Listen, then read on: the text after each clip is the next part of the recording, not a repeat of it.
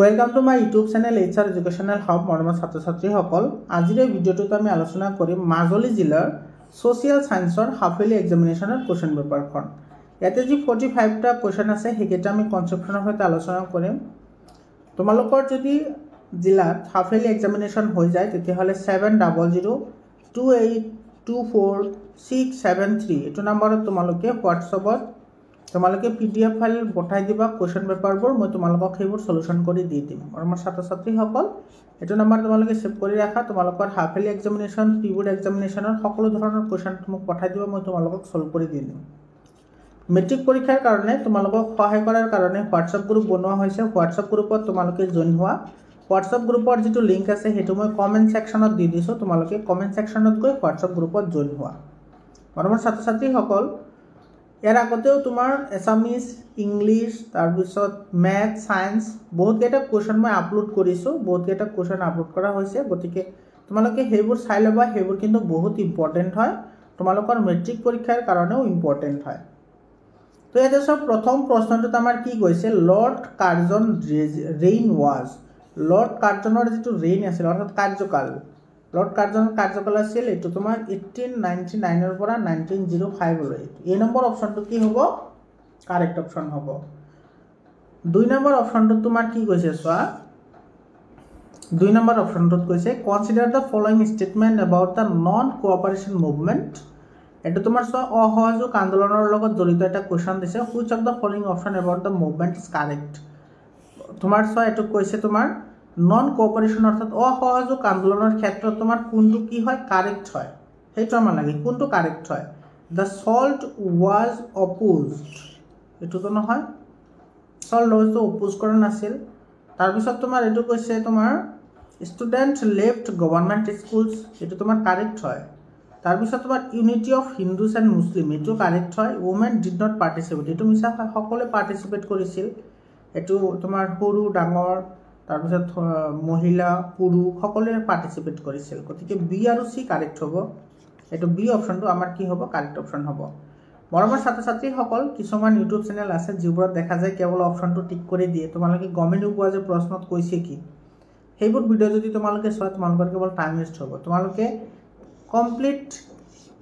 Complete তোমালোকে চাব লাগিব যে তোমাৰ কোনটো কোৱেশ্চনত কি কৈছে আৰু হেতুৰ আনসাৰ কি হ'ব আৰু কি হ'ল মৰমৰ ছাত্ৰ ছাত্ৰী সকল মোৰ কোৱাৰ মানে এটো হৈছে যে তোমালোকৰ কনসেপশন ক্লিয়াৰ থাকিব লাগিব বুজি পাইছা নে তেতিয়া হলে তোমালোকে যিকোনো ধৰণৰ প্ৰশ্ন তোমালোকে আনসাৰ কৰিব পাৰিবা 3 নম্বৰ কোৱেশ্চনটো কি কৈছে so Mount Pinatubo is situated in Mount Pinatubo ক'ত আছে এটো ফিলিপাইনছত আছে ডি অপচনটো কি হ'ব কারেক্ট অপচন হ'ব 4 নম্বৰ কোৱেশ্চনটো সো 4 নম্বৰ কোৱেশ্চনত তোমাৰ কি কৈছে which among the following is not the method of studying economic geography তোমার যদি অর্থনৈতিক ভূগোলৰ কোনটো পৰীক্ষৰ নহয় বা কোনটো তোমাৰ অধ্যায় নহয় হেতু বুজিছে ৰিজনাল এপ্ৰোচেছ তো হয় সিস্টেম অফ এনালাইটিক এপ্ৰোচো হয় প্ৰিন্সিপল অফ এপ্ৰোচ এটো হয় কিন্তু ইন্টাৰনেশনাল এপ্ৰোচ নহয় যেহেতু ইয়াতে তোমাৰ কি বুলি কৈছে জিওগ্ৰাফিৰ কথা কৈছে তো জিওগ্ৰাফি হলে তোমাৰ বেসিক্যালি কি কৰা হয় তোমাৰ লোকেলৰ বেছি লোকেল বা ৰিজনালত বেছি গুৰুত্ব প্ৰদান কৰা হয় গতিকে এটো বি অপচনটো কি হ'ব কাৰেক্ট অপচন হ'ব 5 number কোৱেশ্চনটো সোৱা which of the following তলৰ কোনটো is not an index of human development এটো তো মানুহৰ উন্নয়নৰ কোনটো সূচাংক নহয় মানৱ উন্নয়নৰ সূচাংক নহয় কোনটো লাইফ এক্সপেক্টেন্সি এটো তো হয় লিটাৰেসিও হয় স্ট্যান্ডার্ড অফ লিভিংও হয় মানে স্ট্যান্ডার্ড অফ লিভিংও হয় কিন্তু এমপ্লয়মেন্ট ফ্যাসিলিটি নহয় এটো ডি অপচনটো কি হ'ব কারেক্ট অপচন হ'ব এই তিনিটা হয় মনত ৰাখিবা এটো কিন্তু পৰীক্ষা তেনেও আহে তোমাৰ যে মানুহৰ জীৱন সূচাংক কি হয় বা মানৱ উন্নয়নৰ সূচাংক কি হয় এই বি আৰু সি তিনিটা হয় কিন্তু তোমাৰ যে চাকৰি যে দিব তোমাক বা তোমাক যে নিয়োগ কৰিব বা উপাৰ্জনৰ যে পদ দেখুৱাব হেতু নহয় গতিকে তোমাৰ এটো ডি অপচনটো কাৰেক্ট অপচন হ'ব তাৰ পিছত 6 নম্বৰ কোৱেশ্চনটো তোমাৰ কি কৈছে সো 6 নম্বৰ কোৱেশ্চনটোত কৈছে emerging businessman Arnab Kalita decided to set up a non-bank financial institute called AK Finance.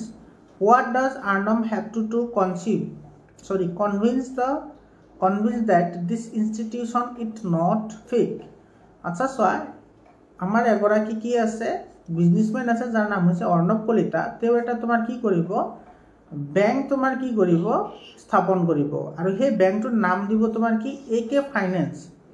তেতিয়াহ'লে তোমাৰ AK আৰ্ণৱে বা তোমাৰ অৰ্ণৱ কলিতাই তোমাৰ কি কৰিব লাগিব? অৰ্ণৱ কলিতাই তোমাৰ বেংক এটা স্থাপন কৰিবলৈ হ'লে তোমাৰ কি কৰিব লাগিব? এইটো চেন্ট্ৰেল বেংকৰ লগত ৰেজিষ্টাৰ্ড হ'ব লাগিব। এইটো তোমাৰ ডি অপশ্যনটো কি হ'ব? কাৰেক্ট অপশ্যন হ'ব। The institution must B registered with the central bank, অৰ্থাৎ ডি অপশ্যনটো কি হ'ব? ইয়াৰে কাৰেক্ট অপশ্যন হ'ব। তাৰপিছৰ কুৱেশ্যনটো চোৱা, তাৰপিছৰ কুৱেশ্যনটোত তোমাৰ কি কৈছে? 7 নম্বৰ কুৱেশ্যনটোত কৈছে to compliance with the regulatory act 1773, যেটো তোমাৰ নিয়ন্ত্ৰণকাৰী আয়োগ আছে সেইটোৰ লগত তোমাৰ এইটো কি কৰিবলৈ দিছে? মিলাবলৈ দিছে। এইটো চোৱা, তোমাৰ 1 নম্বৰটোত কি কৈছে? The post of Governor of Bengal Presidency was promoted to the post of Governor General, এইটো কাৰেক্ট হয়। হয়নে? তোমাৰ যেটো তোমাৰ পোষ্ট অফ গভৰ্ণৰ আছিল সেই গভৰ্ণৰটো তোমাৰ কি কৰা হৈছিল? গভৰ্ণৰ জেনেৰেললৈ পদোন্নতি কৰা হৈছিল। এইটো তোমাৰ কি হয়? কাৰেক্ট হয়। The governors of Bombay and Madras were made of subordinate of the Government General for Fort William, এইটো কাৰেক্ট হয়। তাৰপিছত the new governors were appointed to facilitate the administration of the Government General of Fort William, নহয় ইয়াৰে পৰা যিসকল পদোন্নতি হৈ আহিছিল সেইসকলেহে তোমাৰ কি কৰিছিল? এইটো তোমাৰ ফেচিলেট কৰিছিল এপইণ্টেড হিচাপে, গতিকে এইটো তোমাৰ কি হ'ব? ইনকাৰেক্ট হ'ব। The province of Bengal, which covered the territory of northern and eastern India, was ruled by lieutenant governor, নহয় এইটো সঁচা নহয়। গতিকে তোমাৰ ইয়াতে কি হ'ব? 1 আৰু 2 হে কাৰেক্ট হ'ব। 1 আৰু 2 কাৰেক্ট হ'ব। এইটো বি অপশ্যনটো আমাৰ কি হ'ব? কাৰেক্ট অপশ্যন হ'ব। বি অপশ্যনটো কাৰেক্ট হ'ব। তাৰপিছত তোমাৰ 8 নম্বৰ কুৱেশ্যনটোত তোমাৰ কি কৈছে চোৱা, which of the following is an example of alternative resource, তলৰ কোনটো এটা অল্টাৰনেটিভ ৰিসোৰ্সৰ এক্সাম্পল হয় বা বিকল্প সম্পদৰ উদাহৰণ? বিকল্প সম্পদ হলে তোমাৰ কি হ'ব লাগিব? Synthetic fibre instead of natural fibre, coal instead of hydroelectric power, mineral oil instead of biofuel, cotton yarn instead of synthetic fibre. কোনটো কাৰেক্ট হ'ব? এতে চোৱা, সিনথেটিক ফাইবাৰ আৰু কটন yarn একে হয়, এটোতো নহয় হৈ তোমাৰ বিকল্প হ'ব লাগিব। বিকল্প মিনাৰেল ইনস্টেড অফ বায়োফুলস, এইটো চাই দুটা তোমাৰ এটা বস্তুৰ পৰাই আহে, মিনাৰেলস আৰু তোমাৰ বায়োফুলস একে এটা বস্তুৰ পৰাই আহে, গতিকে এইটো বিকল্প নহয়। Coal instead of hydroelectric power, hydroelectric পাৱাৰৰ ব্যৱহাৰৰ বাদে আমি কি কৰিব লাগে? কয়লা ব্যৱহাৰ কৰিব লাগে, এইটো নহয়। Synthetic fibre instead of natural fibre, এইটো হয়। চোৱা, নেচাৰেল যেটো ৰাবাৰ আছে, নেচাৰেল ৰাবাৰটো তোমাৰ কি কৰা হয়? প্লেন্টৰ পৰা, অৰ্থাৎ গছ গছনিৰ পৰা বনোৱা হয়। তো তোমাৰ এই যেটো ৰাবাৰ বনাবলৈ হলে তেতিয়ালে তোমাৰ কি কৰা হয়? গছ গছনিবোৰ মাৰি পেলোৱা হয় বা কটা হয়। গতিকে আমি গছ গছনি বচাবলৈ হলে আমি কি কৰিব লাগিব? সিনথেটিক ফাইবাৰ ব্যৱহাৰ কৰিব লাগিব বা সিনথেটিক ৰাবাৰ আমি ব্যৱহাৰ কৰিব লাগিব যাতে গছ গছনি তোমাৰ কটা নাযায়। গতিকে 1 টো কাৰেক্ট হ'ব, অনলি এইটো তোমাৰ সি অপশ্যনটো কি হ'ব? কাৰেক্ট অপশ্যন হ'ব। তাৰপিছত তোমাৰ কি কৈছে চোৱা, ইয়াতে তোমাৰ কৈছে 9 নম্বৰ কুৱেশ্যনটো এছামছত পঢ়ি দিব আৰু চোৱা, ইয়াতে কি কৈছে? যিবোৰ সম্পদ ব্যৱহাৰৰ পিছত পুন সৃষ্টি কৰিব নোৱাৰি তেনে সম্পদক অনবীকৰণযোগ্য সম্পদ বোলে, এইটো কাৰেক্ট হয়। যিবোৰ সম্পদ অনবৰত ব্যৱহাৰ কৰি থকাৰ পিছতো নিশেষ নোযোৱাকৈ ৰাখিব পাৰি তেনে সম্পদক অনবীকৰণযোগ্য সম্পদ বোলে, এইটো মিছা হয়। গতিকে এইটো আমাৰ বি অপশ্যনটো কি হ'ব? কাৰেক্ট অপশ্যন হ'ব। বুজি পাইছানে? তাৰপিছত তোমাৰ কৈছে এইটো কুৱেশ্যন চোৱা, ইয়াতে তোমাৰ কি কৈছে? তলৰ উক্তিসমূহ বিবেচনা কৰা আৰু শুদ্ধ উক্তিটো বাছি উলিওৱা। সকলো সম্পদৰ বিনিময় মূল্য নাই, সকলো সম্পদৰ বিনিময় মূল্য নাই, এইটোতো কাৰেক্ট হয়, হয়নে? সকলো সম্পদৰ বিনিময় মূল্য নাথাকে। তাৰপিছত তোমাৰ কৈছে সম্পত্তিৰ বিনিময় মূল্য নাই, এইটো মিছা কথা। এইটো চোৱা, এইটো মিছা কথা। সকলো সম্পত্তিয়েই তোমাৰ কি হয়? সম্পদ হয়। সকলো সম্পত্তিয়েই সম্পদ, এইটো মিছা কথা। সকলো সম্পদেই সম্পত্তি, এইটো সঁচা কথা। এইটো তোমাৰ চোৱা, সকলো সম্পত্তি মানে কি? সম্পত্তি সেইবোৰ হয় যিবোৰ, যেনেকুৱা তোমাৰ পাহাৰ এটা সম্পত্তি, কিন্তু পাহাৰ এটা সম্পদ নহয়। বুজি পাইছা? সম্পদ হ'বলৈ হ'লে তোমাৰ সেইটো ব্যৱহাৰৰ উপযোগী হ'ব লাগিব। ব্যৱহাৰৰ উপযোগী কি হ'ব লাগিব? গতিকে তোমাৰ ব্যৱহাৰৰ উপযোগী নহ'লেওতো বহুত বস্তু আছে তেনেকুৱা, যেনেকুৱা তোমাৰ নদী পুখুৰী সেইবোৰ আছে, সেইবোৰতো তোমাৰ ব্যৱহাৰৰ উপযোগী নহয়, কিন্তু সেইবোৰ তোমাৰ কি হয় সম্পত্তি হয়, কিন্তু সম্পদ নহয়, বুজি পালা? গতিকে ইয়াত আমাৰ কি হ'ব, এইটো 1 নম্বৰ আৰু 4 নম্বৰ কাৰেক্ট হ'ব। সকলো সম্পদেই সম্পত্তি, সকলো সম্পদেই সম্পত্তি 1 নম্বৰটো কাৰেক্ট হ'ব, আৰু সকলো সম্পত্তি সম্পদ এইটো কাৰেক্ট হ'ব, এইটো তোমাৰ কাৰেক্ট নহয়। সকলো সম্পত্তি সম্পত্তিয়েই সম্পদ হয়, সম্পদেই সম্পত্তি, এইটো তোমালোকে এবাৰ চাই ল'বাচোন বাৰু। 10 নম্বৰটো তোমালোকে কমেণ্ট কৰি জনাবাচোন কোনটো কাৰেক্ট হ'ব বাৰু, অলপমান জনাবাচোন। 1 and 3টো কাৰেক্ট হ'ব ইয়াতে, তোমালোকে জনাবাচোন তোমাৰ কোনটো অপশ্যন কাৰেক্ট হয়, তোমালোকে জনাবা এবাৰ কমেণ্ট ছেকশ্যনত জনাবা। তাৰপিছত তোমাৰ এইটো কি কৈছে চোৱা 11 নম্বৰটোত 1770 চনত ভাৰতত প্ৰথমতে কোনটো বেংক স্থাপন কৰা হৈছিল, এইটো সকলোৱে জানে, এইটো বেংক অফ হিন্দুস্তান, বি অপশ্যনটো কাৰেক্ট হ'ব। তাৰপিছত তোমাৰ 12 নম্বৰ কুৱেশ্যনটো চোৱা, 12 নম্বৰ কুৱেশ্যনটোত তোমাৰ কি কৈছে, মুদ্ৰাৰ ক্ৰমবিকাশৰ পৰ্যায় কি কি আছিল, বাটাৰ, এনিমেল, তাৰপিছত মেটেলিক, তাৰপিছত কইনেজ, তাৰপিছত পেপাৰ, এইটো এ নম্বৰ অপশ্যনটো কাৰেক্ট হয়। এই কুৱেশ্যনটো কিন্তু বহুত ইম্পৰ্টেণ্ট কুৱেশ্যন হয়, এইটো মনত ৰাখিবা। এইটো তোমালোকে এনেকৈ মনত ৰাখিব পাৰা, এইটো বাম চিপি এনেকৈ মনত ৰাখা, বাম চিপি এনেকৈ মনত ৰাখা চোৱা, BAM বাম, আৰু তোমাৰ এইটো চিপি কেনেকৈ চোৱা, বাম মানে বাটাৰ চিষ্টেম, এ মানে এনিমেল, এম মানে হৈছে তোমাৰ মেটেলিক, চি মানে হৈছে কইনেজ, আৰু পি মানে হৈছে পেপাৰ, এনেকৈ মনত ৰাখা, এইটো বাম চি, এইটো বাম চিপি বুলি মনত ৰাখিবা, ইজিলি মনত থাকি যাব, যিটো তোমাৰ মুদ্ৰাৰ ক্ৰমবিকাশ আছে। তাৰপিছত তোমাৰ চোৱা এইটো তোমাৰ কি কৈছে 13 নম্বৰ কুৱেশ্যনটোত কি কৈছে, তলত কোনটো মুদ্ৰাৰ বৈশিষ্ট্য, মুদ্ৰাৰ বৈশিষ্ট্য সুধিছে ইয়াতে আমাক, সাধাৰণ গ্ৰহণযোগ্যতাটো থাকিবই লাগিব, তাৰপিছত পূৰ্ণ সাদৃশ্যতা নাথাকে, এইটো সাদৃশ্যতা নাথাকিবও পাৰে, তাৰল্য গুণ থাকিব লাগিব, আৰু মূল্যৰ স্থিৰতাও থাকিব লাগিব। গতিকে তোমাৰ কি হ'ব 1, 3 আৰু 4 হ'ব, এইটো চি অপশ্যনটো কি হ'ব কাৰেক্ট অপশ্যন হ'ব। তাৰপিছত তোমাৰ চব 14 নম্বৰ কুৱেশ্যনটোত কি কৈছে, চেক মুদ্ৰা সম্পৰ্কত তলত দিয়া কেইটা চিনাক্ত কৰা, অশুদ্ধ কেইটা, যিকেইটাৰ মানে কি নহয় তোমাৰ শুদ্ধ নহয়। ইয়াতে কি কৈছে, বিনিময়ৰ মাধ্যম হিচাপে চেক ইউখনৰ সাধাৰণ গ্ৰহণযোগ্যতা আছে, সাধাৰণ গ্ৰহণযোগ্যতা নাই, এইটো তোমাৰ কি হয় অশুদ্ধ হয়, গতিকে এইটো সঁচা হ'ব।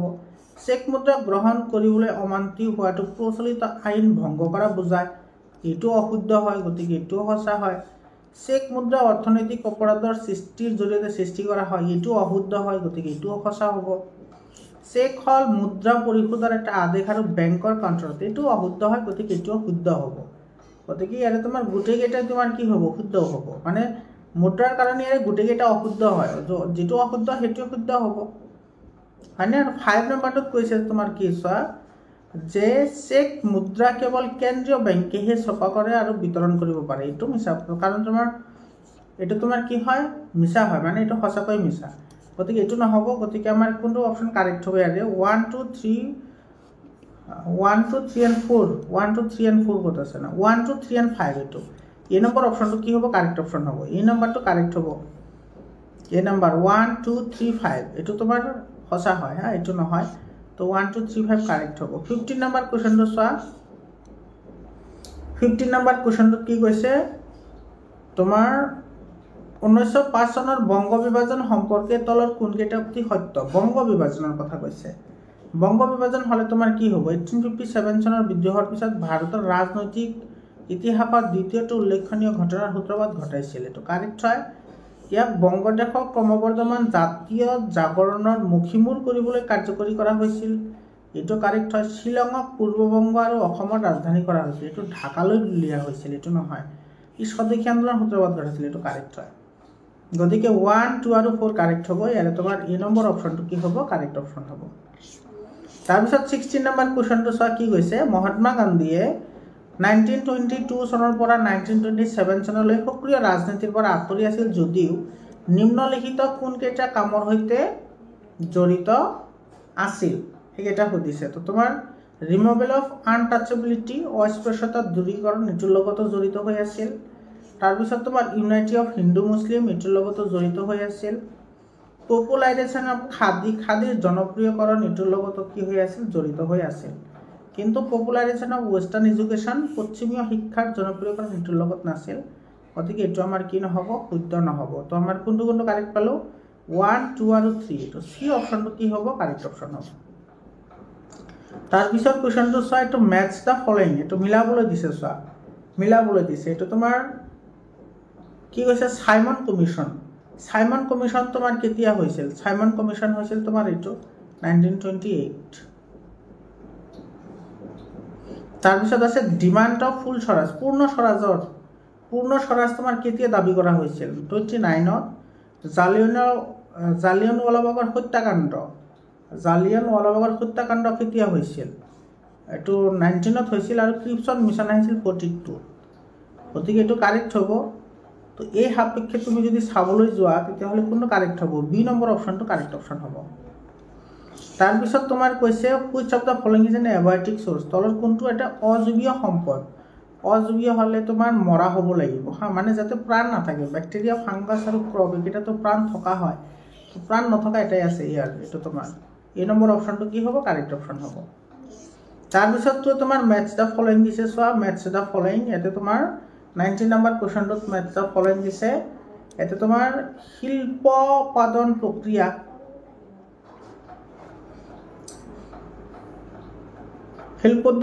তোমাৰ শিল্পোৎপাদন প্ৰক্ৰিয়াটো যে দ্বিতীয় বৃত্তিক, এইটো তোমাৰ তোৰ লগত আহিব অনুৰ্বৰ ভূমিটো আহিব প্ৰতিৰোধক। তাৰপিছত সূৰ্যৰ ৰশ্মিটো তোমাৰ কি হয়, প্ৰাকৃতিক সম্পদ হয়। আৰু তোমাৰ নৱ প্ৰচলনটো তোমাৰ কি হয়, এইটো সম্পদ সংৰক্ষণৰ উপায় হয়। গতিকে তোমাৰ এইটো চোৱা 1A মিলিব 2ৰ লগত, বি মিলিব 4ৰ লগত। এইটো নহয়, এইটো এটাই বস্তু। চি অপশ্যনটো কাৰেক্ট হ'ব। চি অপশ্যনটো ইয়াৰ কি হ'ব, কাৰেক্ট অপশ্যন হ'ব। 20 নম্বৰ কুৱেশ্যনটোত কি কৈছে, সেউজগৃহ গেছবোৰৰ ভিতৰত তলৰ কোনবিধ গেছ গোলকীয় উত্তাপ বৃদ্ধিৰ বাবে দায়ী নহয়? গোলকীয় উত্তাপ বৃদ্ধিৰ কাৰণে কোন দায়ী নহয় সেইটো সুধিছে। গোলকীয় উত্তাপ অক্সিজেন আৰু নাইট্ৰজেন এই দুইটা হয়। তো তোমাৰ ইয়াতে অক্সিজেন আৰু নাইট্ৰজেনৰ কথা যদি কওঁ, তাৰ কাৰ্বন ডাই অক্সাইডটো গোলকীয় উত্তাপনৰ কাৰণে তোমাৰ কি হয়, বেছি দায়ী হয়। গতিকে তোমাৰ এ আৰু চি দুইটা কাৰেক্ট হ'ব। এ আৰু চি দুইটা কাৰেক্ট হ'ব। 21 নম্বৰ কুৱেশ্যনটোত চোৱা, ইয়াতে কি কৈছে, তলৰ ছবিখনত দিয়া কাৰকটোৱে 1991 চনত বায়ুত 20ৰ পৰা 20 নিযুত টন কি গেছ তোমাৰ কি নিৰ্গত কৰিছিল? এইটো তোমাৰ কৰিছিল ছালফাৰ ডাই অক্সাইড। এইটো ছালফাৰ ডাই অক্সাইড, এইটো বি অপশ্যনটো কাৰেক্ট হ'ব। ছালফাৰ ডাই অক্সাইড গেছ নিৰ্গত কৰিছিল। এচিডে নিউক্লিয়েলি অপাৰচিন, এচিড বৰষুণ সাধাৰণতে ক'ত হয়? য'ত ঔদ্যোগিক অঞ্চলত। এইটো তোমাৰ চি অপশ্যনটো কাৰেক্ট অপশ্যন হ'ব। তাৰপিছত তোমাৰ এইটো চোৱা 23 নম্বৰ কুৱেশ্যনটোত তোমাৰ কি কৈছে, জীৱাশ্ম ইন্ধনৰ ব্যৱহাৰে বৃদ্ধি কৰে কি? কাৰ্বন ডাই অক্সাইড। চি অপশ্যনটো কাৰেক্ট অপশ্যন হ'ব।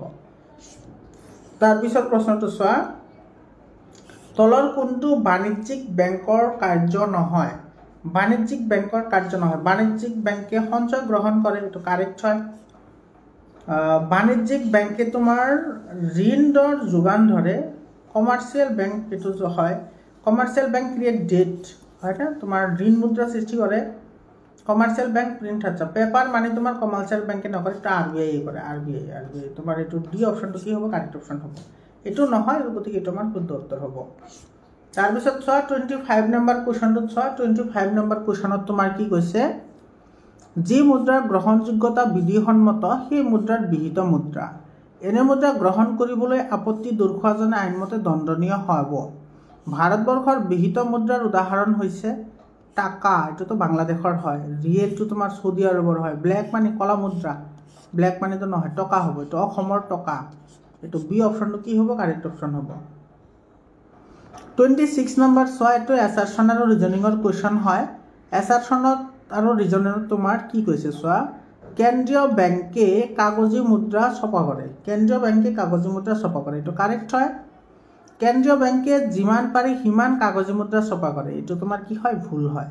গতিকে তোমাৰ এ শুদ্ধ আৰু অশুদ্ধ, এইটো এ নম্বৰ অপশ্যনটো কি হ'ব, কাৰেক্ট অপশ্যন হ'ব।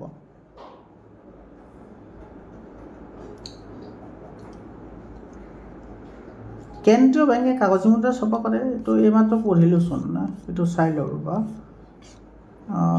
এইটো কেন্দ্ৰীয় বেংকে কাগজী মুদ্ৰা ছপা কৰে, বাণিজ্যিক বেংকেতো কাগজী মুদ্ৰা ছপা নকৰে, এইটো কাৰেক্ট হয়।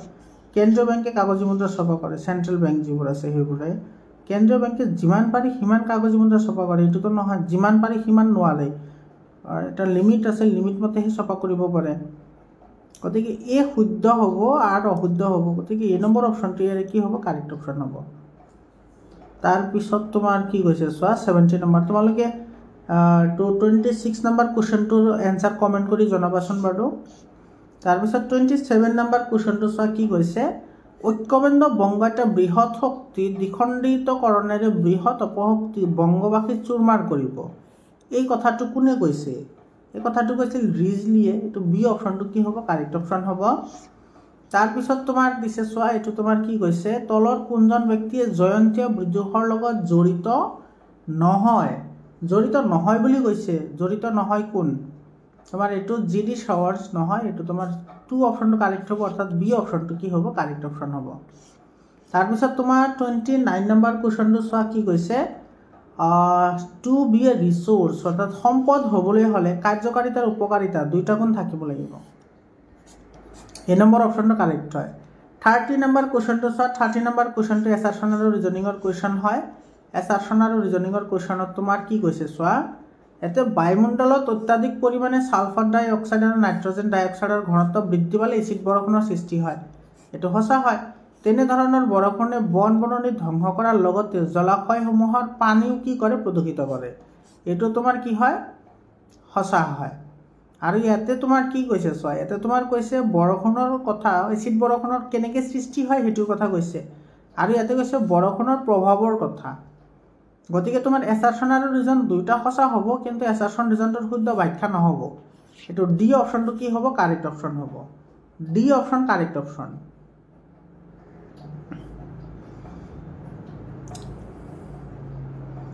এইটো তোমাৰ এচিড বৰষুণে বন বননি ধ্বংস কৰে, বন বননি, এচিড বৰষুণে বন বননি ধ্বংস কৰে জানো? বন বননি, এচিড বৰষুণ বন বননি ধ্বংস কৰাৰ লগতে হয়, কৰে থোৰা বহুত সৰু সুৰা থাকিলে।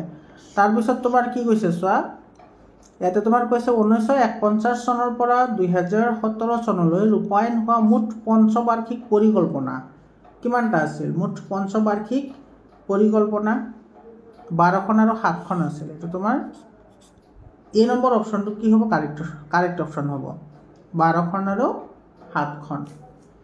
তাৰপিছত তোমাৰ 32 নম্বৰ কুৱেশ্যনটো চোৱা, এইটো তোমাৰ বংগভংগ আঁচনিৰ দফা অনুসৰি তলত দিয়াবোৰ শুদ্ধ ক্ৰমত সজোৱা, শুদ্ধ ক্ৰমত সজাবলৈ দিছে, এইটো তোমাৰ 1905 চনৰ 16 খ্ৰীষ্টাব্দত বংগ বিভাজনৰ পৰিকল্পনা কাৰ্যকৰী হৈছিল, এইটো আহিব 1 নম্বৰত। তাৰপিছত পূৰ্ববংগ আৰু অসম প্ৰদেশৰ ৰাজধানী হ'ব ঢাকা, এইটো আহিব 2 নম্বৰৰ লগত।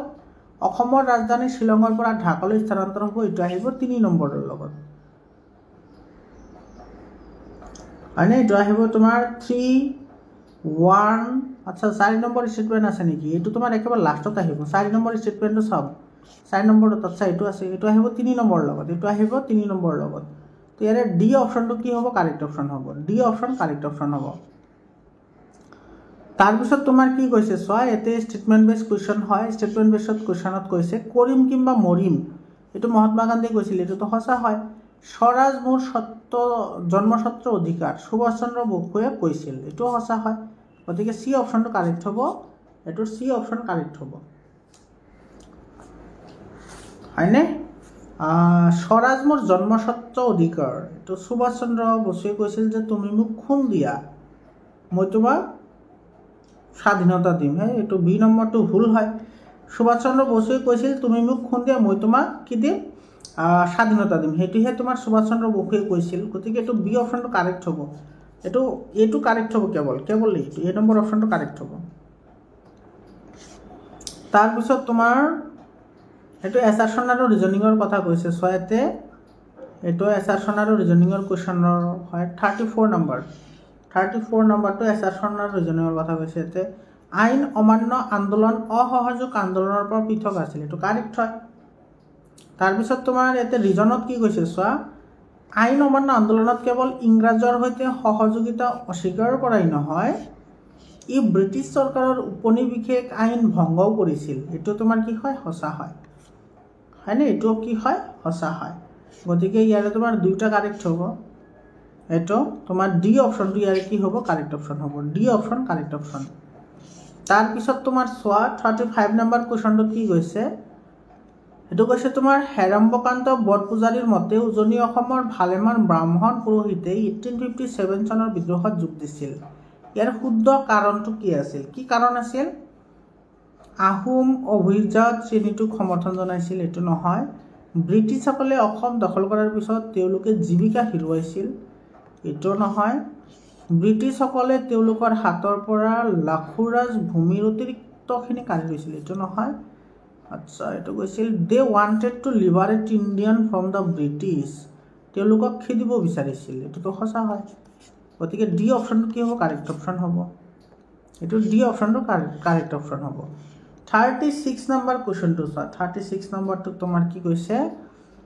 লাচিমা কৃষক বিদ্ৰোহৰ লগত সম্পৰ্ক আছে। কাৰ লগত সম্পৰ্ক আছে সেইটো?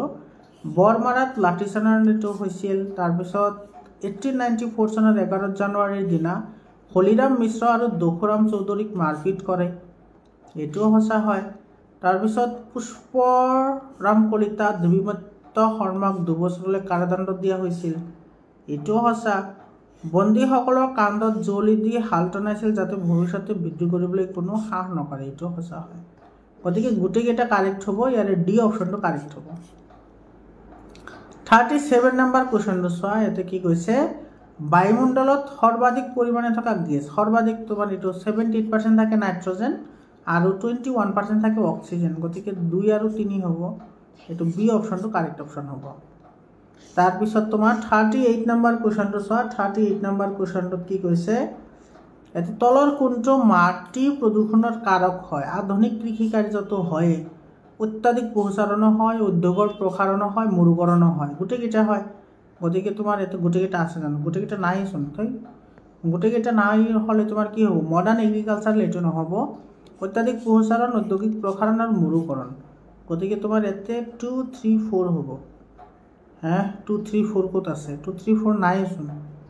অত্যাধিক পশুচাৰণে তোমাৰ মাটি প্ৰদূষণ কৰে, অত্যাধিক পশুচাৰণে মাটি প্ৰদূষণ কৰে। মৰুকৰণ, ডিজাৰ্টিফিকেশ্যন, মাটি প্ৰদূষণ কৰে ডিজাৰ্টিফিকেশ্যনে, এইটোতো সঁচা হয়।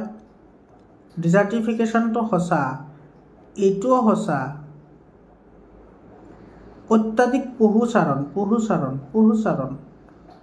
গ্ৰেজিং কৰিলে মাটি প্ৰদূষণ হয় জানো? গ্ৰেজিং কৰিলে এইটো নহয়। গ্ৰেজিং কৰিলেতো মাটি নহয়, এইটো তোমাৰ মডাৰ্ণ এগ্ৰিকালচাৰ। আজিকালি বিভিন্ন ধৰণৰ কীটনাশক ব্যৱহাৰ কৰা হয়। গতিকে 1, 3, 4 এইটো ডি নম্বৰ অপশ্যনত আছে। গতিকে ডি অপশ্যনটো কি হ'ব? কাৰেক্ট অপশ্যন হ'ব। এক্সেচিভ গ্ৰেজিং, অত্যাধিক পশুচাৰণ কৰিলে তোমাৰ কি হয়? বনাঞ্চলহে ধ্বংস হয়, মাটি প্ৰদূষণ নহয়, বনাঞ্চল প্ৰদূষিত হয় বা ধ্বংস হয়। 39 নম্বৰ কুৱেশ্যনটো চোৱা। 39 নম্বৰত কি কৈছে? স্থায়িত্ব অনুসৰি সম্পদক বিভক্ত কৰা হয় 2 প্ৰকাৰ। এটা হৈছে নৱীকৰণযোগ্য আৰু নৱীকৰণযোগ্য। স্থায়িত্ব অনুসৰি, এইটো মনত ৰাখিবা, স্থায়িত্ব অনুসৰি। আৰু তোমাৰ এইটো তোমাৰ জীৱিত আৰু অজীৱীয় সম্পদৰ মানে জড় আৰু জীৱৰ ওপৰত ভিত্তি কৰি বি নম্বৰত কৰা হয়। আৰু সৃষ্টিৰ ওপৰত ভিত্তি কৰি তোমাৰ এ নম্বৰত কৰা হয়, মানে প্ৰাকৃতিক সম্পদ আৰু মানৱ সৃষ্টি সম্পদ। আৰু তোমাৰ কিমান দিন থাকিব সেইটোৰ ওপৰত ভিত্তি কৰি ডি নম্বৰটো ক্লাছিফিকেশ্যন কৰা হয়। 40 নম্বৰ চাওক। 40 নম্বৰত তোমাৰ কি কৈছে? তলৰ কোনটো খণ্ডই পৰিকল্পনাৰ প্ৰথম চোৱাত ভাৰতীয় অৰ্থনীতিত অগ্ৰণী ভূমিকা পালন কৰিছিল? এইটো ৰাজহুৱা খণ্ড, পাব্লিক ছেক্টৰ। বি অপশ্যনটো কি হয়? কাৰেক্ট অপশ্যন হয়। 41 নম্বৰটোত তোমাৰ কি কৈছে চোৱা। তলৰ কোনটো বেংকে ক্ষুদ্ৰ ঔদ্যোগিক উন্নয়নৰ কাম কৰে? এইটো SIDBI small industrial development bank of India, নামেই হৈছে ইয়াৰ স্মল ডেভেলপমেণ্ট বেংক। এই নম্বৰ অপশ্যনটো কাৰেক্ট হ'ব। 42 নম্বৰ চোৱা কি কৈছে? এছাৰশ্যন আৰু ৰিজনিঙৰ কুৱেশ্যনৰ কথা কৈছে ইয়াতে। ঊনবিংশ শতিকাৰ শেষৰ দশককেইটাত অসম এলানি কৃষক বিদ্ৰোহ সংগঠিত হৈছিল, এইটো তোমাৰ কি হয়? কাৰেক্ট হয়। কৃষকসকলে ৰাইজবেলসমূহৰ জৰিয়তে শেষতে নিজকে সংগঠিত কৰিছিল। peasants organized themselves through the rice mills. নহয় এইটো তোমাৰ কি হ'ব মিছা হ'ব গতিকে ইয়াৰে এ নম্বৰ অপশ্যনটো কাৰেক্ট অপশ্যন হ'ব তাৰপিছত তোমাৰ চোৱা ইয়াতে তোমাৰ কি কৈছে 44 নম্বৰটো চোৱা ভাৰতৰ প্ৰধান 14টা বাণিজ্যিক বেংক প্ৰথমতে ৰাষ্ট্ৰীয়কৰণ কৰা হৈছিল কেতিয়া 14টা বেংক একেলগে যে ৰাষ্ট্ৰীয়কৰণ কৰিছিল কেতিয়া কৰিছিল হেতু ভাৰতবৰ্ষৰ 14টা বাণিজ্যিক bank 14 major commercial bank of India were first nationalized 1995 ত সি অপশ্যনটো কাৰেক্ট অপশ্যন হ'ব তাৰপিছত তোমাৰ 45 নম্বৰ কোৱেশ্চনটো চোৱা 1932 চনত সাম্প্ৰদায়িক বটোৱাৰা ঘোষণা কৰা ব্ৰিটিছৰ প্ৰধানমন্ত্ৰী কোন আছিল প্ৰধানমন্ত্ৰী